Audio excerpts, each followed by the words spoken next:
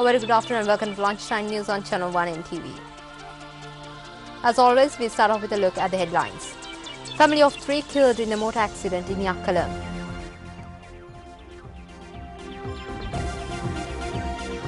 Minister Basil Rajapaksa charges that certain individuals are attempting to hamper the government's development work. A series of bomb attacks in several Iraqi cities kills at least 60 people.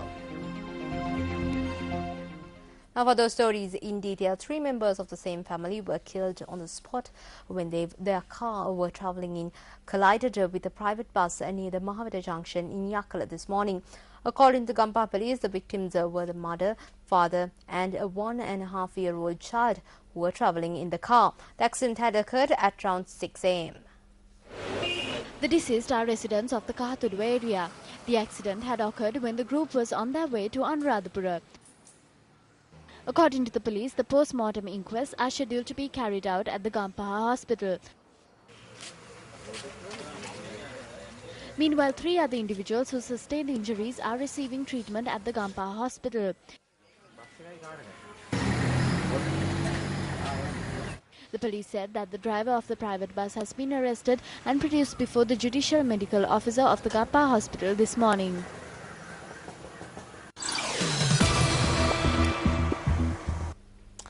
A special program is being conducted by the police to create awareness among the public to be wary of rumours being spread by mischievous elements with the intention of causing unrest in the Batticaloa and Trincomalee areas.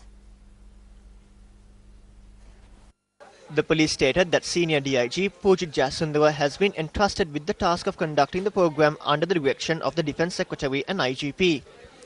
Police further stated that Senior DIG Jayasundara has already commenced these awareness programs to the public in 12 police divisions in Batticaloa.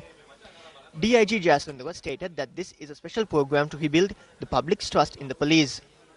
He further stated that investigations have revealed that those who spread rumours with the intention of causing public unrest do so with the intention of engaging in various illegal activities.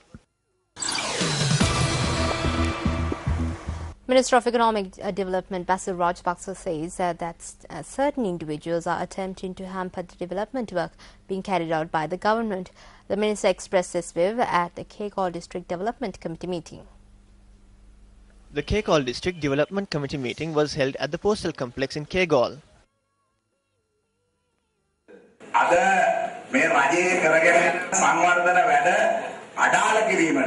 A group is attempting to hamper the development work that is being carried out by the government. They are slinging mud and finding fault with the officers to discourage them and make them step down. Therefore, on behalf of the government and on behalf of the Ministry of Economic Development, I would like to tell you that the government and the ministry is there to protect you in any decision you take on behalf of the public. Take decisions without being afraid.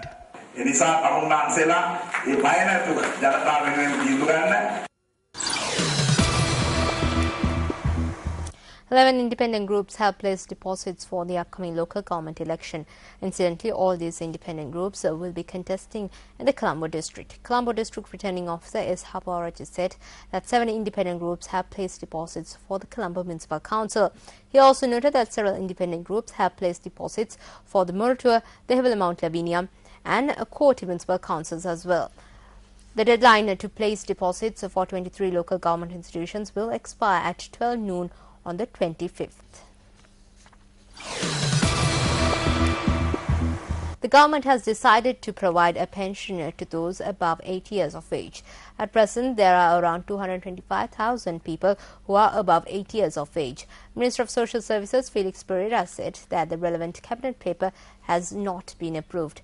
The Minister of Social Services added that the recipients will not be required to make any contribution towards this pension payment.